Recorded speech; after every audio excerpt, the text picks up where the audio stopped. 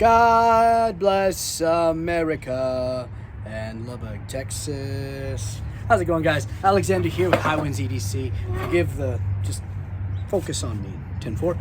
Alrighty, today I'm going to be talking to you about a knife that's on loan, where the special guest is the Homer Zhu T-Rex. This is a custom knife by Homer Zhu.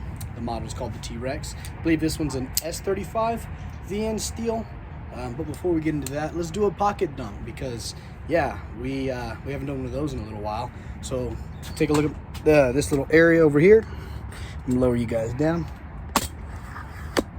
What's that? Is that a Starburst? It's a surprise. It's a Hot Zots. Thank you, honey.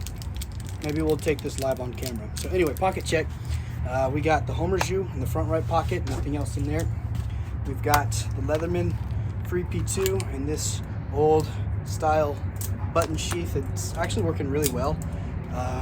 Let's see, what else do I got? In the back pocket, I have my wallet. Usually this is in my front pocket for work, but this is a Valley Leatherworks minimalist wallet. I got a bandana. Let's see, what else do I have? I'm trying this out. This is a new sheath that I got at the gun show, and it's carrying the Apache slip joint from Pinion Knives. It's an X series, it's not a custom. These would also be in my front pocket. This is the tactile turn side click in bronze. This is the short, and I have a Raylight Pineapple Mini in titanium with the rib body. I'll set that right there for now. And then, of course, in the back left pocket, got guantes or gloves. So yeah, let's come back up to my face. Let's try this out, I guess, while we're recording.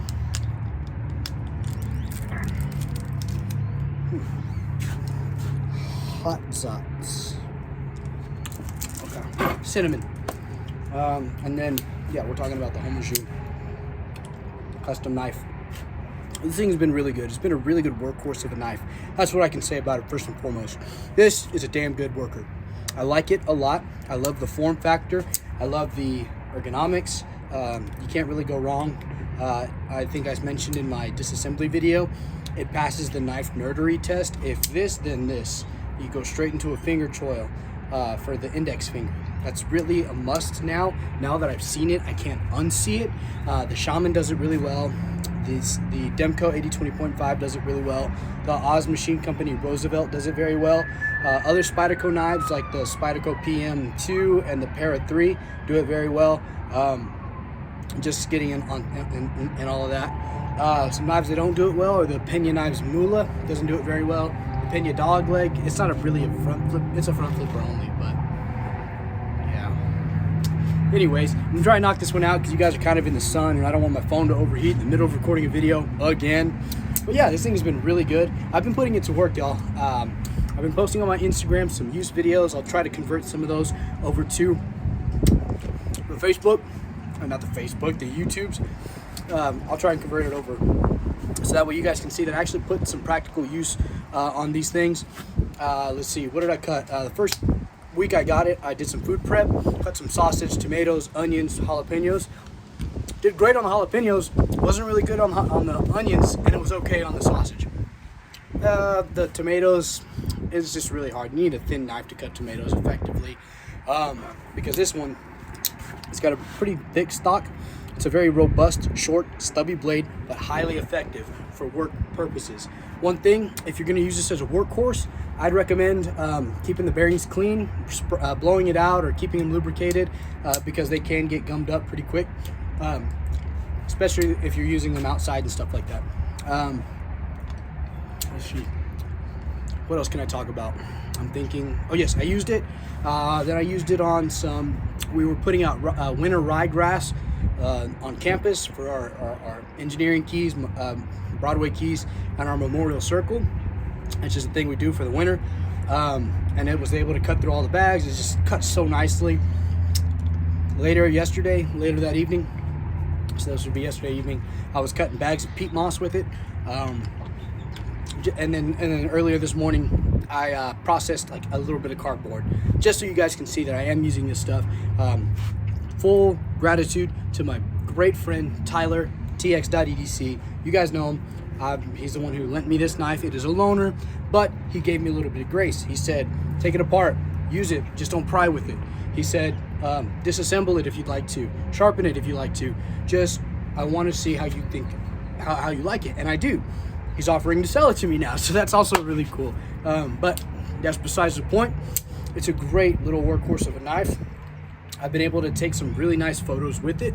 That is a good little plus that I can add to the whole ordeal, is that it's kind of photogenic. You just gotta find the right lighting, find the right setting. But I give it, like, on a scale of 1 to 10 for as far as photogenic capabilities, I'd give it like a solid 7.3. It's nothing super great, but it's also not an ugly knife, you know. The fit and finish is really nice. I like it. I had to take it apart because it was starting to get a little bit grit. It was pretty filthy. I don't know what lubrication that the manufacturer or the custom knife maker, Homer, uses, but either way, it was okay. We were able to get through it. We were able to process it pretty easily.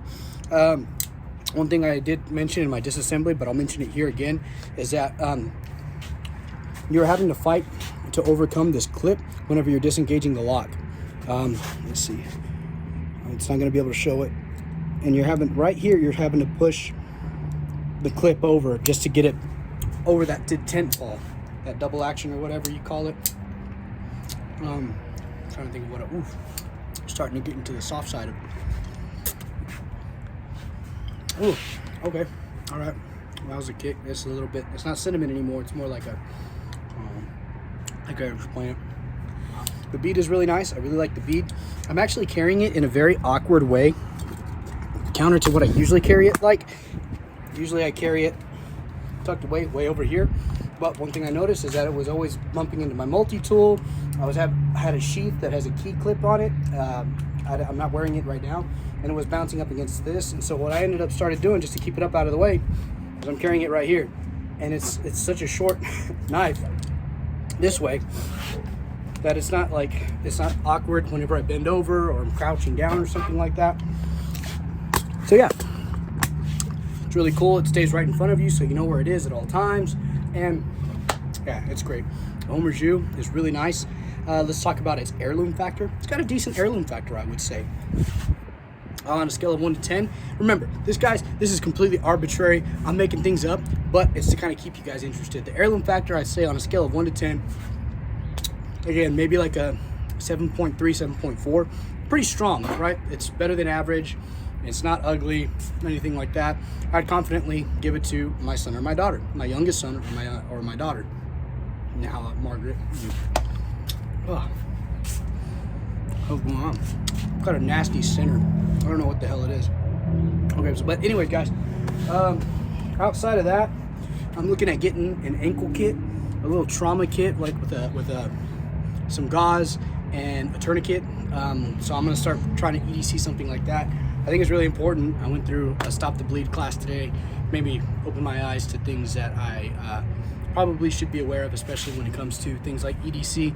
I'm not a medic, never had any training like that. I just went to one class. So anyways, outside of that, guys, thank you for watching. I appreciate it. Say hi, Aiden. Say hi. Say hi. Hi. Say what's up, guys. Say what's up, guys. What's up? What's the matter, Bubba? All right, guys. Thank y'all. Bye.